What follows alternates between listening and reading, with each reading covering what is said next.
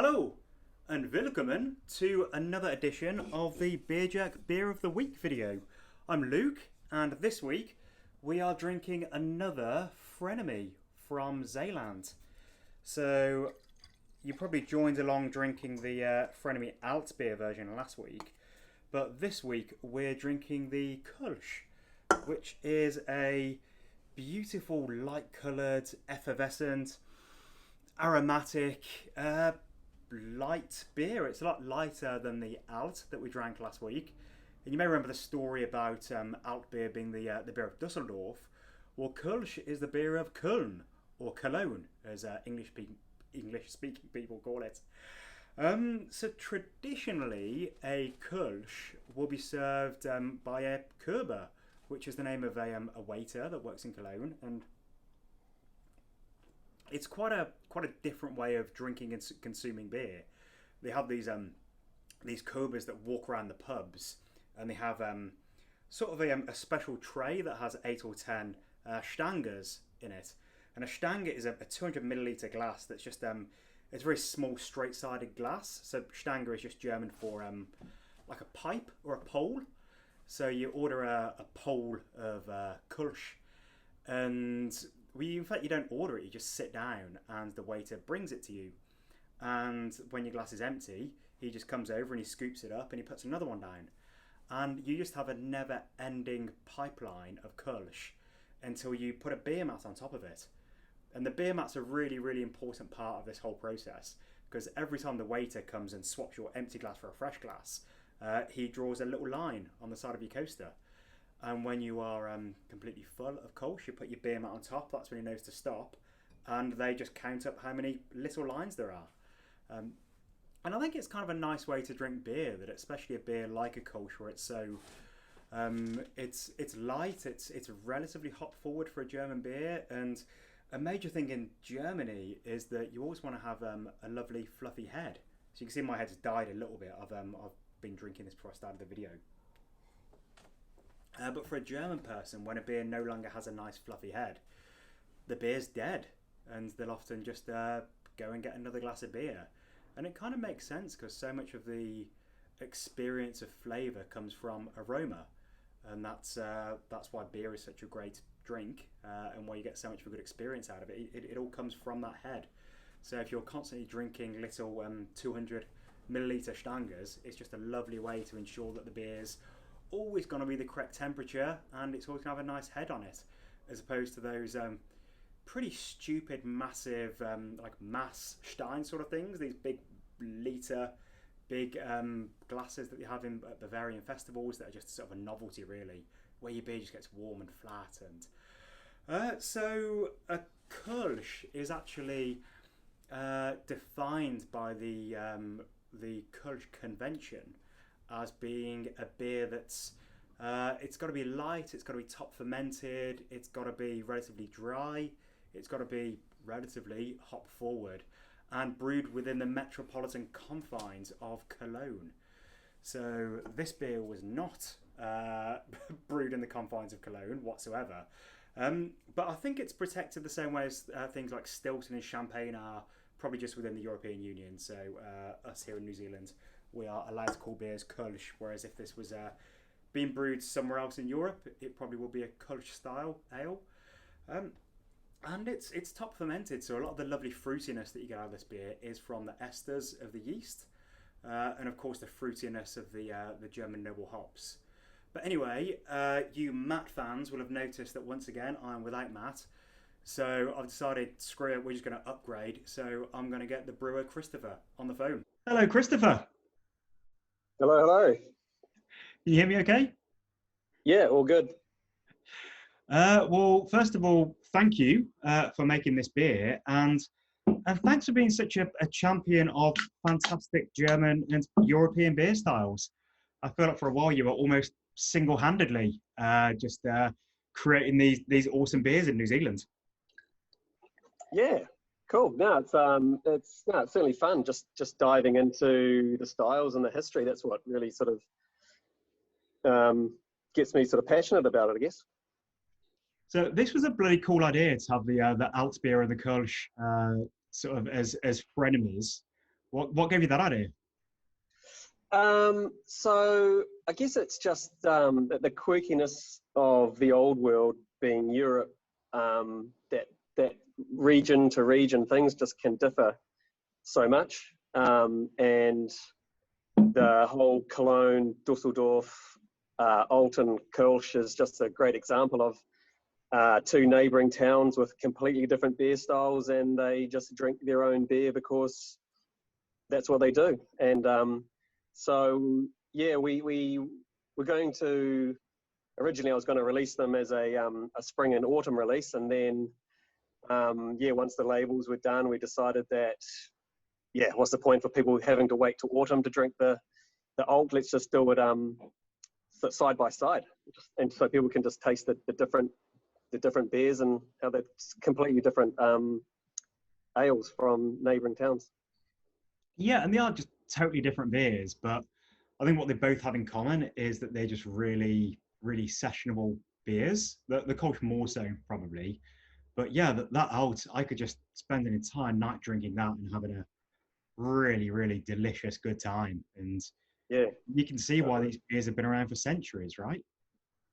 yeah, and having a session on the alt is what I like about the European beer styles. They are really sessionable beers, and that's just me. That's just my style of drinking, is to have a session and enjoy the beer from the start of the glass to the bottom of the glass, and then just reaching for another, and yeah, having a good time on some good beers. Yeah, brilliant. So you've brewed I don't think you've brewed an alt before, but you've brewed some Kolsch's before, right? Yeah, no, we have done Kölsch most springs as a release, and we did a alt a few years ago. We didn't package it; it was just a keg beer. Yeah. And yeah, absolutely loved it, and wanted to bring it back, and this was a great opportunity to do it. And yeah, the barley that we used for alt is called Red X from Best Malts, and it's just such an amazing malt for alt beer. Brilliant. Well, this Kolsch is yeah, I tried it a few weeks ago when it came out, so I'm just trying it again now, and this is sort of everything I look for in a Kolsch. It's bright and lively, and I suppose the point of it is that it's a very easy drinking, but being top fermented, it just has a little bit more, a touch more body, and just a little bit more going for it, and just a really nice like bready characteristics, just like real freshness to it, and it's alive. Are you happy with it? Yeah, it can be a difficult beer to make because I guess there's a fine line between just being a sort of nondescript blonde ale and a Kolsch. Yeah. And to me, what makes the magic of a Kolsch is, having a bit of fruitiness that comes with it. So it's nice and fresh and has a bit of fruitiness, which from German hops, but also from the yeast that we use. So we use the Kölsch yeast, Y yeast 2565. So just bring a few esters onto the palate, onto the nose, which just sort of elevates it from being a blonde lager particularly to a Kölsch. Yeah, I'm definitely getting that sort of the top fermented sort of fruity esteriness from the yeast. That's really sort of adds some complexity. And noble hops in this? Yeah, we kettle edition is Perla, and then we whirlpool with Perla and Hallertau traditional. And yeah, so no dry hopping. Want those subtle esters to come through. And yeah, so the breadiness that you're getting, we first time this year, this edition we added Cologne malt. So I feel as though that's come through as a sort of a bready graininess that we probably haven't had in the past. And the perfect sort of beer to sit in a beautiful beer garden or a garden bar and enjoy. So that's right. You're not in the brewery there. You're in a brand new place that I've never been to before. Yeah. So this is our new garden bar that we opened just before Christmas. It's called Cone and Flower. And yeah, the idea behind the name is incorporating the beer being the hop cone and flour being referring to the vineyard, which is my family-owned vineyard. And my brother, so he manages the vineyard and grows his grapes out here. He's currently harvesting, so we're looking up onto the Chardonnay block. Yeah. So that's being harvested at the moment. And then over to the left, we've got the brewery right here you can see through the glass. Brilliant. Yeah, and then, this is pretty cool. So that the bar and the kitchen is housed in an old shipping container. Cool. Look at the design of the different beers on there. Yeah, so I've just got the sign writing that's all hand painted. This is the bar. Got 14 taps there, so there's plenty of choice. Yeah. Yeah. Open weeks ago? Pardon? And when did you open? Just a few weeks ago, right? Yeah, just before Christmas, actually, December 16th. And we've got ourselves some pretty cool glassware from Germany. See that? Some handles for the lagers and some of these for the ales, and of course the Weizen glasses. So yeah, it's a cool spot. And you've got a little festival coming up.